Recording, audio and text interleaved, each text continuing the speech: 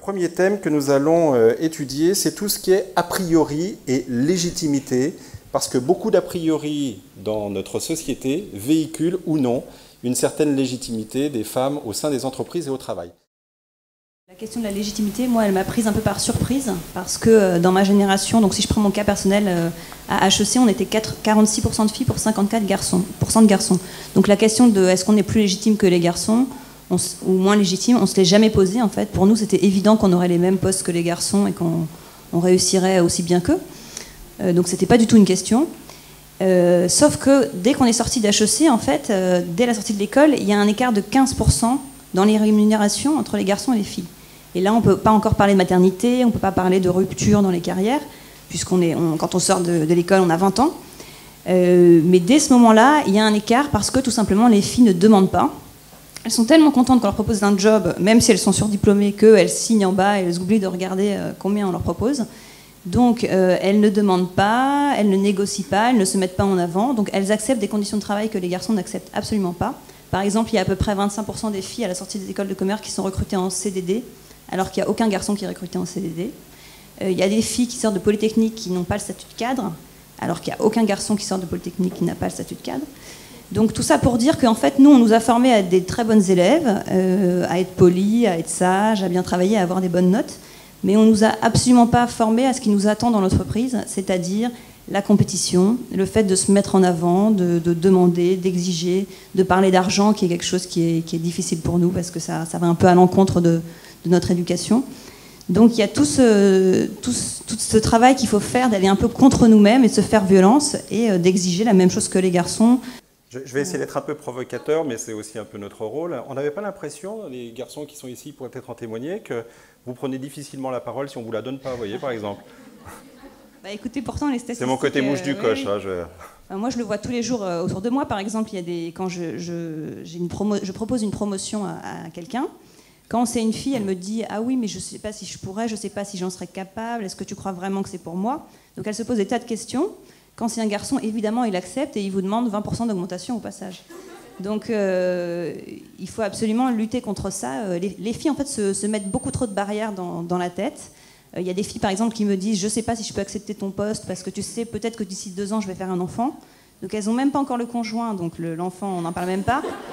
Mais déjà, elles ont anticipé le fait qu'un jour, elles vont faire un enfant, donc peut-être, elles ne peuvent pas accepter la promotion. Donc, je pense qu'il faut vraiment qu'on lutte contre nous-mêmes, contre toutes les barrières qu'on se met dans la tête et qu'on ait un comportement, on change de comportement dans l'entreprise vis-à-vis de nos conjoints, vis-à-vis de nos patrons, parce que si nous on ne change pas, ça ne sert à rien de créer un haut commissariat à l'égalité, de mettre des quotas dans les entreprises, si nous individuellement on se prend pas plus en main. Moi je vais répondre simplement à Claire que toutes les barrières dont elle a parlé qui existent pour les femmes, qu'elles viennent faire le rallye, quand elles ont terminé de faire le rallye, il n'y a plus de barrières, puisqu'on les a mis dans un monde qui est un monde masculin, très masculin, et toutes les femmes qui participent à l'événement, quand elles en sortent, on n'a plus du tout le même rendu, ni le même langage, le même positionnement dans l'entreprise, et ça pour moi c'est très important. Elles témoignent dans votre vidéo en disant elles ne seront plus jamais les mêmes après avoir fait le rallye. Elles ne sont plus jamais les mêmes, et en entreprise, à travers tous les indicateurs et tout ce que l'on a mis en place avec la Poste, par exemple, le avant, pendant, après, le après est totalement différent et il y a vraiment un raz-de-marée sur toutes ces barrières en entreprise qui n'existent plus.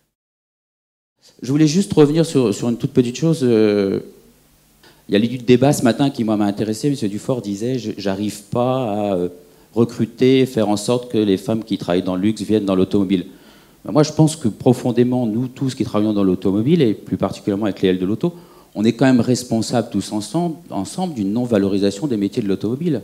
Moi, j'ai un rêve que les constructeurs français, par exemple, sous l'égide du CCFA ou je ne sais qui, fassent des campagnes de valorisation de ces métiers, fassent des campagnes sur ce que c'est que l'automobile, combien ces métiers sont formidables, combien le secteur est formidable.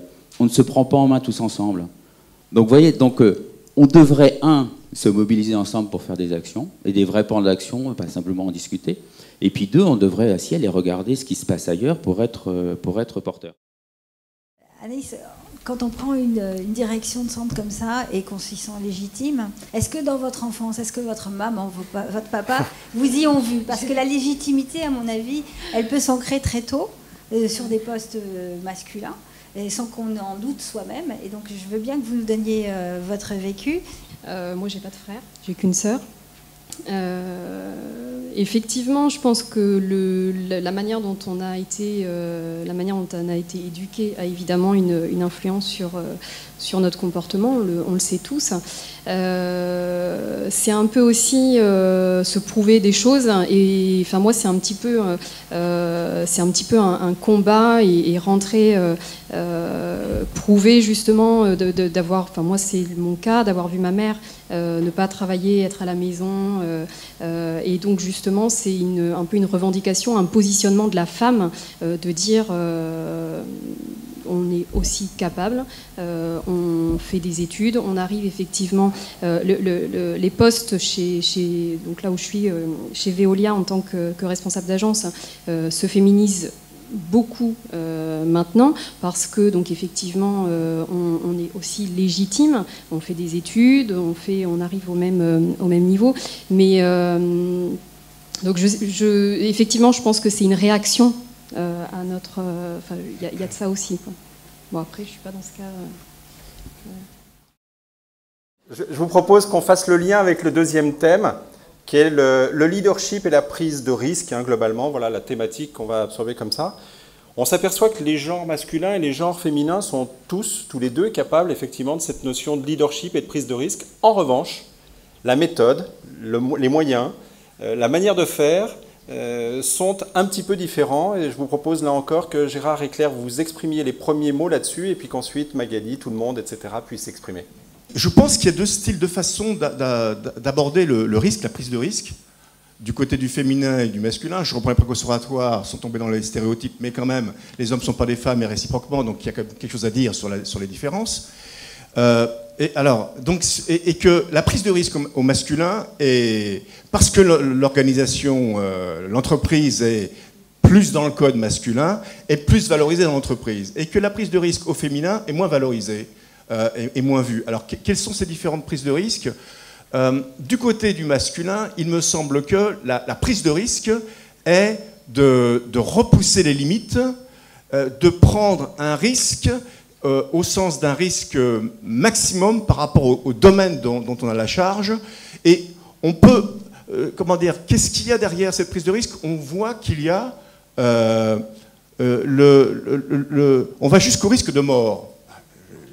Bien lourd comme expression, mais les kamikazes sont du côté masculin. Le risque de prise de mort est du côté du masculin. De jouer avec la mort, flirter avec la mort est du côté du risque masculin. Et sans doute que, alors ça voudrait dire quoi ? Que flirter avec la mort, ce serait une valeur virile et d'échapper d'aller au-delà du monde maternel. Voilà, pour reprendre les vieilles traditions. Du côté du féminin, des femmes, quoi. La prise de risque va se voir sur deux axes. Sur un axe qui est d'aller vers l'idéal. On veut l'idéal, une recherche d'idéal. Il y a plus que ce monde, il y a mieux que ce monde. Ce monde ne suffit pas. Et deux, un questionnement de l'ordre. Est-ce que c'est ça, Claire, le rêve brisé ? Est-ce que c'est pas cet idéal qu'on ne retrouve pas, justement, et qu'on a rêvé ? Alors moi, je ne suis pas tellement d'accord avec l'idée qu'il y aurait un leadership féminin et un leadership masculin. Parce que je pense que tout le discours en entreprise qui consiste à dire que les femmes sont plus dans le dialogue, dans la douceur, dans l'empathie, dans je ne sais pas quoi, je pense que c'est dangereux pour les femmes. Parce que dès qu'il s'agit de recruter quelqu'un pour un poste difficile, surtout en ce moment avec la crise, dès qu'il faut recruter quelqu'un pour faire un plan de restructuration, pour faire de la réorganisation difficile, on va plutôt prendre un homme, justement parce qu'il y a cette espèce d'idée que les femmes sont plus douces, plus dans le dialogue, etc. Et je pense que ça ne sert pas du tout les femmes de promouvoir ces idées. Et moi, ça m'est déjà arrivé de rencontrer des patrons qui voulaient me recruter, qui me disaient il nous faut absolument une femme parce qu'il nous faut de la douceur.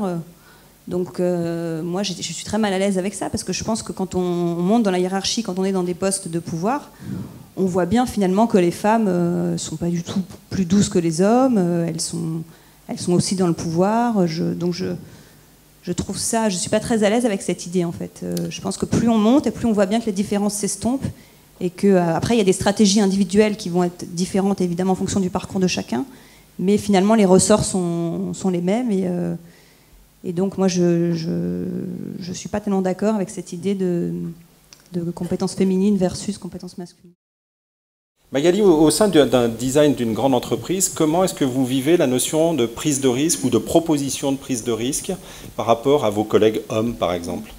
Alors, nous, au quotidien, donc moi, je travaille au design Renault. Donc, je suis dans le département du design donc, intérieur. Je m'occupe de dessiner les planches de bord donc, et l'intérieur en général. Et on est mis en concurrence. Enfin, quand on commence un sujet, en fait, tout le studio est mis donc en concurrence. Donc, alors, c'est vrai que moi, dans mon studio, on est à peu près pour 15 designers. On est 2 femmes seulement. Donc on est en concurrence directe avec les hommes, mais ça je l'ai vécu assez naturellement. J'ai pas eu l'impression que c'était une question de genre en fait, la compétition à ce niveau-là. Je pense que c'est une question de personnalité. Il y a à la fois des hommes qui le vivent bien, d'autres plus mal, qui sont pas à l'aise avec ça.